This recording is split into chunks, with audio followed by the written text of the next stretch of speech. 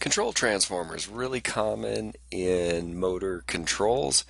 Why? Well, we have motors that typically we're operating at 240 volts or maybe 480 volts three-phase, and we want controls that are a little more handy to deal with. Lower voltage, maybe 120 volts, that'd be common, but it could be other voltages. In the lab, our controls are often at 24 volts.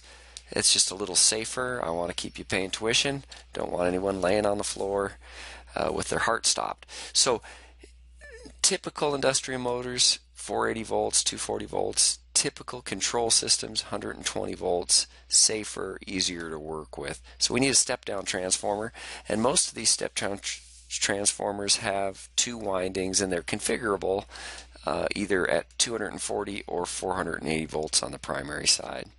So here's a picture of a nice typical control transformer. Notice the higher voltages are going to be brought out to these little bushings or terminals called the H terminals, H1 through 4. H, so the higher voltage or primary, and then the lower voltage or secondary will all be denoted with the X, X1, X2. Now this XF has to do with the addition of a fuse.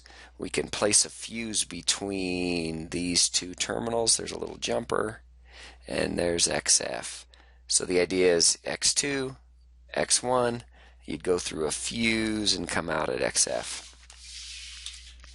Here's a multi-tap transformer. It's not really a two-winding transformer. It's just set up with multiple taps of the primary.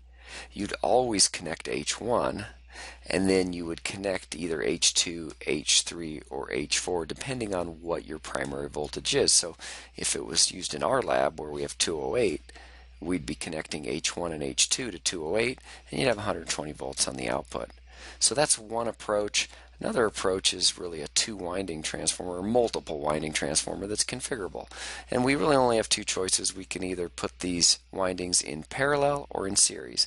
If we're in a high voltage operation, we're going to series them, and in low voltage, we're going to parallel them. And that's what we're doing here. We're paralleling them by connecting H1 and H3, H2 and H4. They're in parallel, 240 in, 120 out. Now, if we series them, we'll have 480 volts on the input.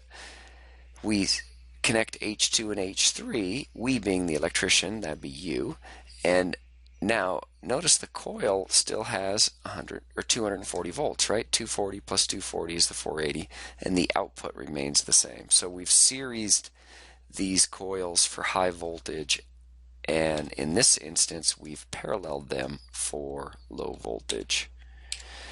Now here's what it looks like if you're looking kind of at the top of the transformer nameplate, and they do this little cross deal here. See H1, you'd expect H2 to be here, but they draw it on the other side.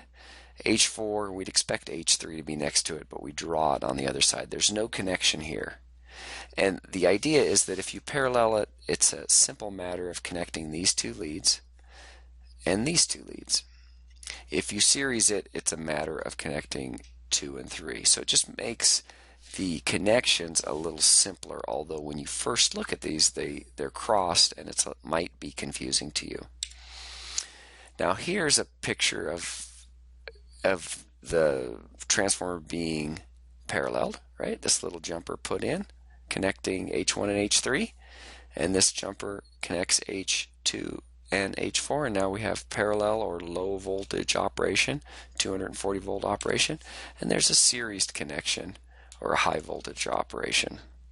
So those are our two choices, and we'll do some of that in the lab. Now we also have a choice of to either float the system or to ground the system.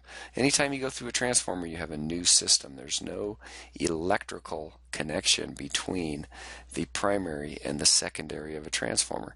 There's a magnetic connection, but no electrical connection, so you have a new system. The code calls it a separately derived system. Now we can choose to ground it or not.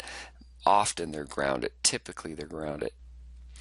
Now with this grounded, with this system grounded, we can ground one lead of our voltmeter, and with the other lead we can follow the voltage through the system. And on a complicated system that can be kind of handy.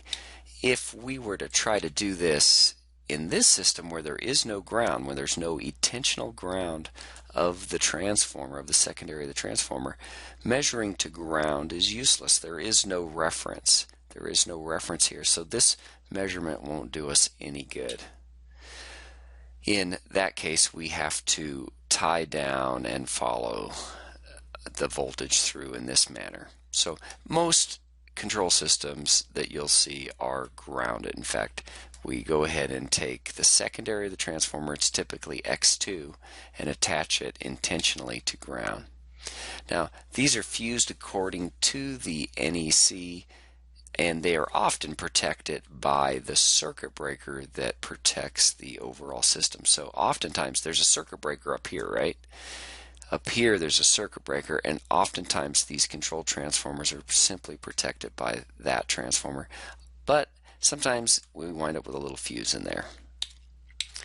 Now another option is a power supply module that is connected, installed on a little piece of DIN rail, and these are electronic. They're switched power supplies.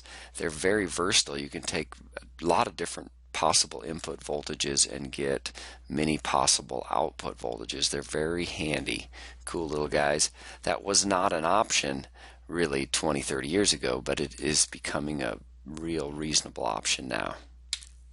So in review, we gotta have controls transformers just mainly because motors are typically higher voltage than our controls. So the transformer makes the difference there, allows us to have a safe lower voltage to work with.